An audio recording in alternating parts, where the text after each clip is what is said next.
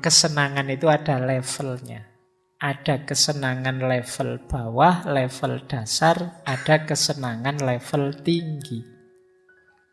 Kesenangan level bawah itu ya tadi makan, minum, seks, istirahat, kesenangan indrawi. Ini kesenangan yang sifatnya sementara, penuhi secukupnya saja. Karena kalau berlebihan dia akan berubah jadi ketidakenaan, ketidaksenangan. Beda dengan kesenangan yang lebih tinggi. Kesenangan yang lebih tinggi itu kesenangan intelektual, kesenangan estetik, kesenangan spiritual.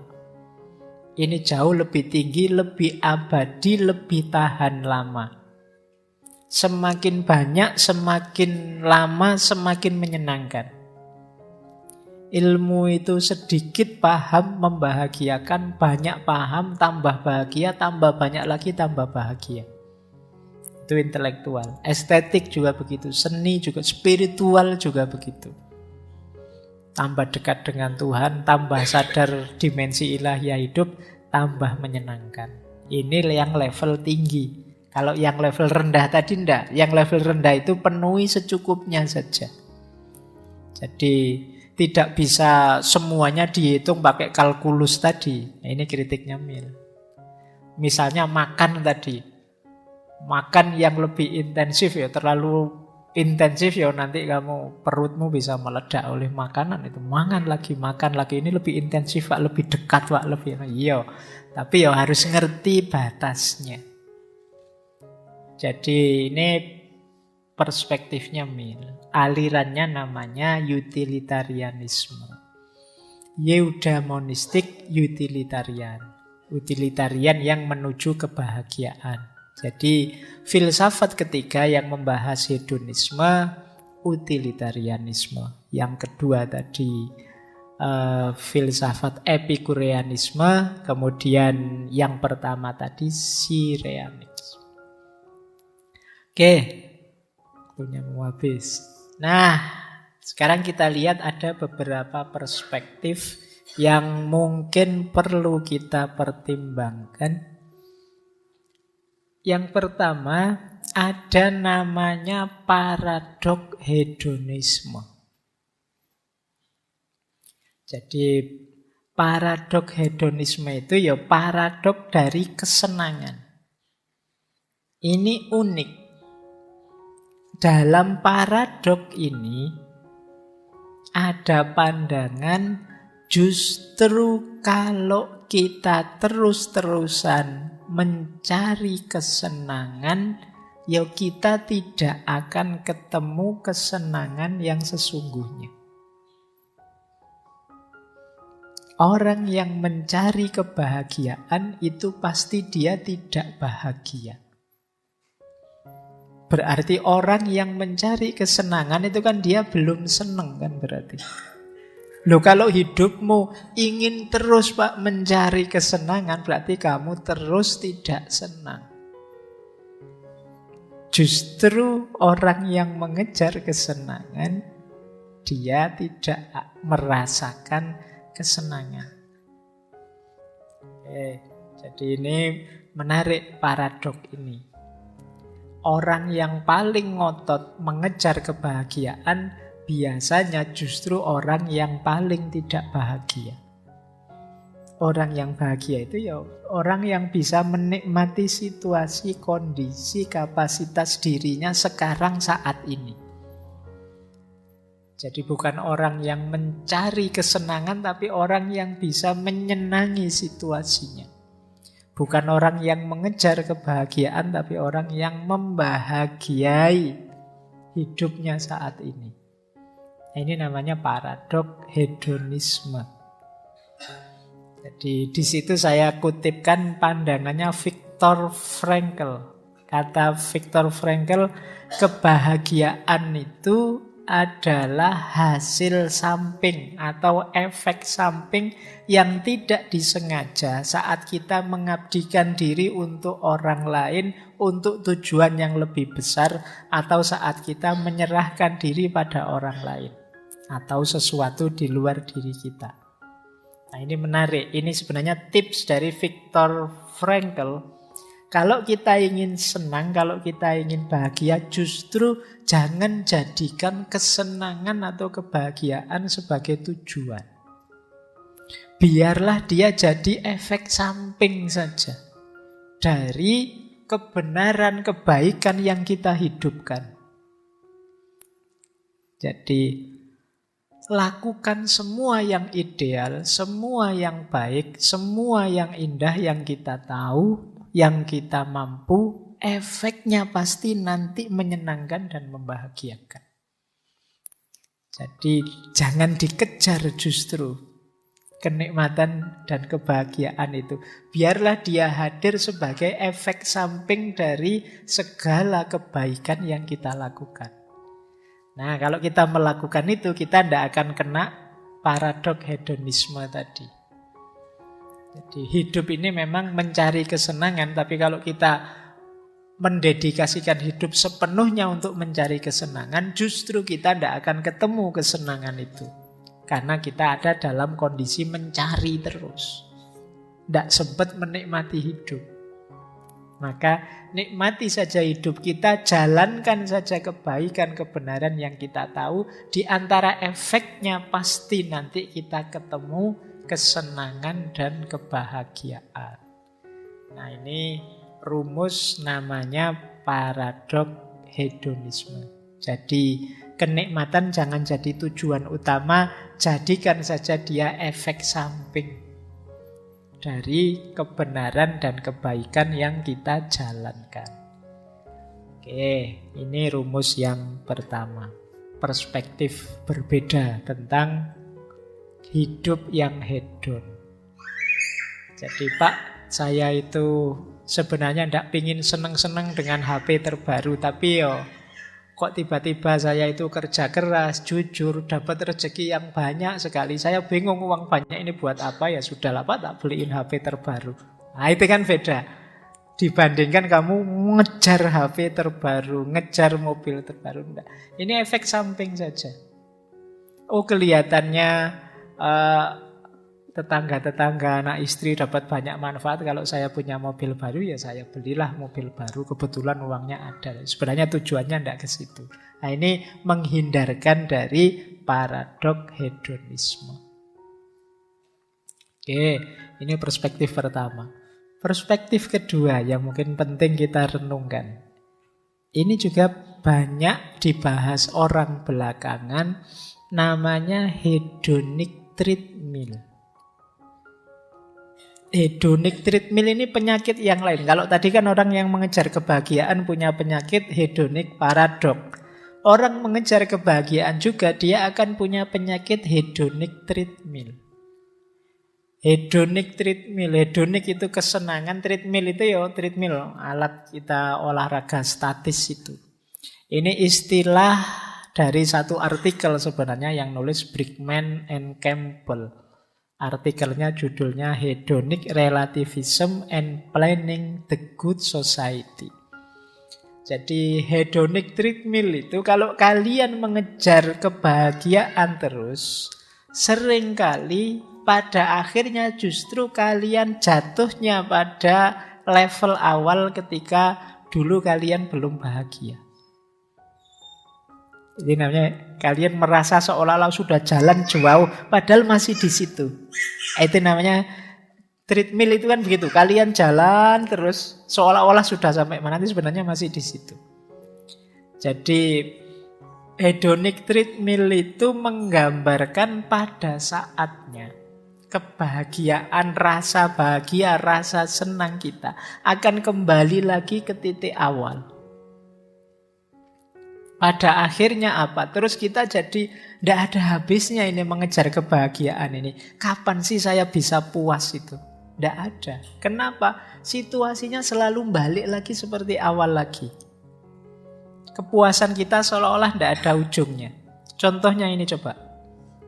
Misalnya, mungkin teman-teman ada yang kemarin lulus ranking 1, cum laude, menang undian, dapat jabatan, apapun itu. Seneng kan? Tapi kan tidak lama kan? Setelah itu balik lagi kayak sebelumnya. Biasa saja. Ngejar-ngejar bisa ujian skripsi, ujian tesis sampai mati-matian, tidak tidur sampai kamu sakit, sampai dimarahi pembimbingmu, jungkir balik nggak karu-karuan. Lulus senengnya setengah mati begitu lulus. Tapi setelah itu besoknya saja kok biasa lagi ya rasanya. Terus efeknya apa bedanya? Sekarang saya sudah gelarnya SH, SAG, SHUM. Terus bedanya apa ya? Balik lagi ke state awal. Dapat hadiah, senangnya luar biasa, alhamdulillah dapat undian aku, senang. Setelah itu kan biasa lagi, balik lagi ke state awal. Ini namanya hedonic treadmill. Atau saya contohkan lagi, kita pindah rumah, punya rumah baru, tempat baru, apartemen baru. Awalnya senang, tapi sebulan 2 bulan ya biasa. Ikut ngaji filsafat. Mungkin yang awal-awal ini excited, masih semangat. Meleh duduk di depan, pokoknya semangat nih. Yang santri-santri lama, yang peserta ngaji lama itu sudah mangkate kelewes santai. Lu duduk di belakang sambil ngerokok, wis biasa Pak Faiz gitu. Sudah bertahun-tahun ngikuti ngaji, wis koyo ngono-ngono wae. Sudah beda lagi. Awalnya excited, belakangan biasa. Ini contoh hedonic treadmill.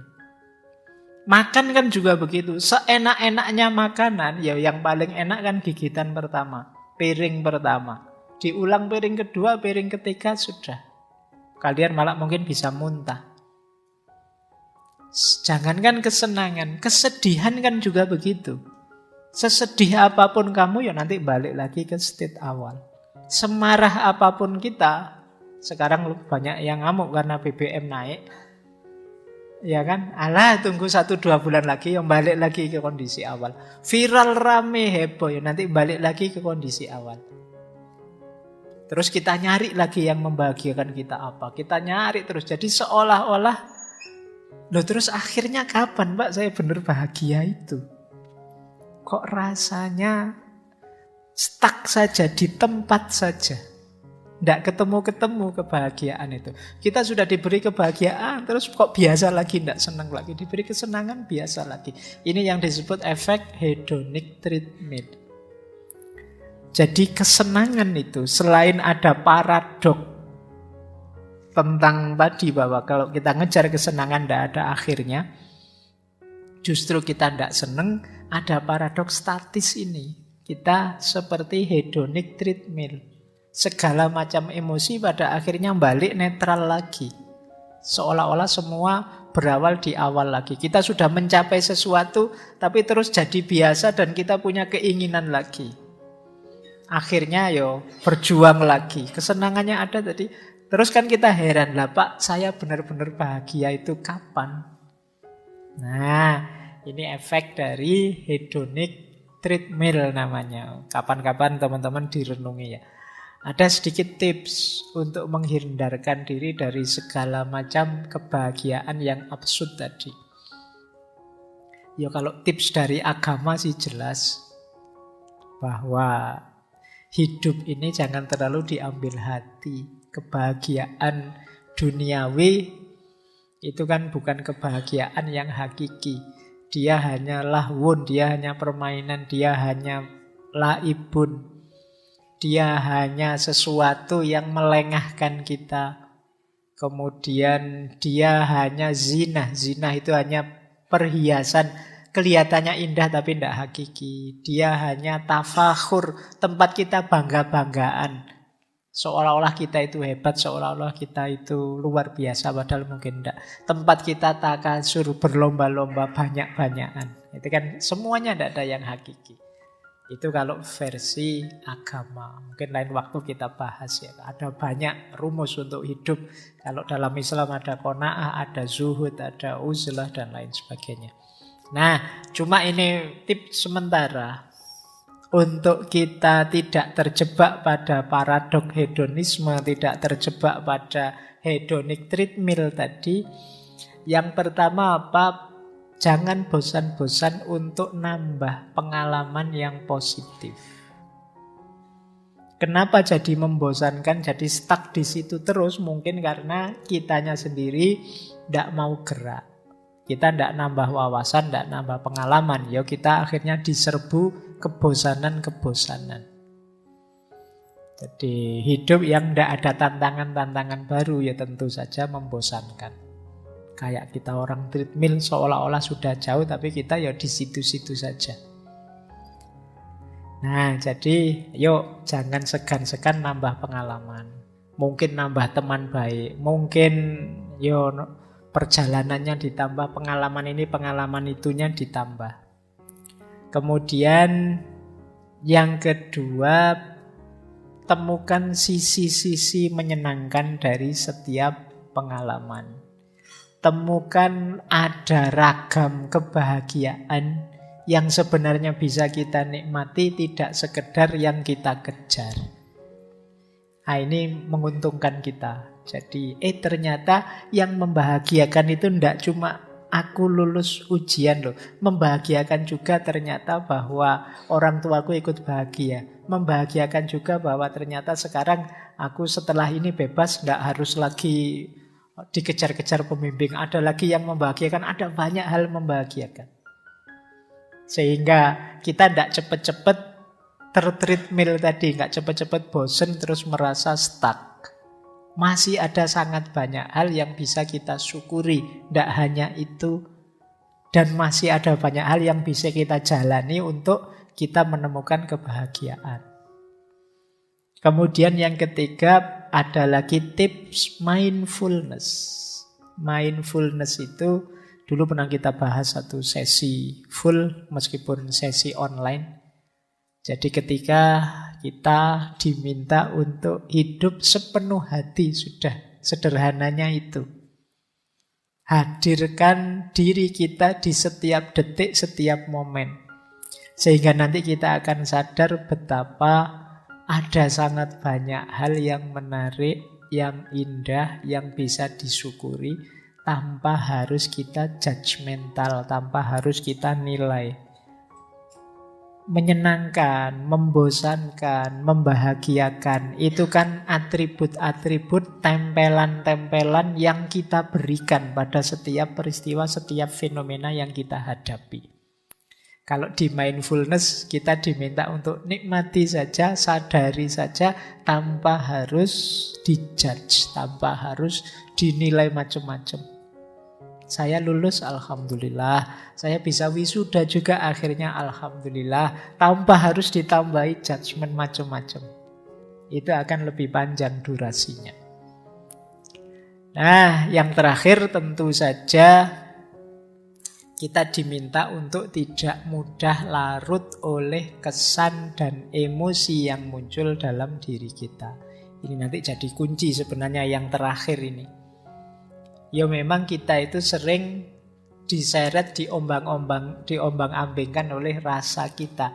Khususnya rasa senang dan tidak senang tadi. Maka sebenarnya kunci yang lebih penting untuk kita memenangkan pertarungan senang dan tidak senang tadi adalah kemampuan kita mengontrol, mengarahkan, dan mengalahkan diri kita sendiri. Untuk tidak diombang-ambingkan oleh emosi kita sendiri. Nah, ini nanti jadi kunci biar tidak jatuh pada hedonic treadmill atau paradok hedonisme tadi. Ya memang orang hidup ini nyari senang, siapa sih yang tidak mencari kesenangan? Tapi kesenangan yang jauh lebih tinggi, jauh lebih luas, dan juga kesenangan yang tidak sekedar permainan emosi saja. Nah, ini mungkin jadi PR-PR kita agar tidak terjebak pada perilaku hedonistik khas masa kini dengan 5 ciri tadi yang banyak kita prihatinkan.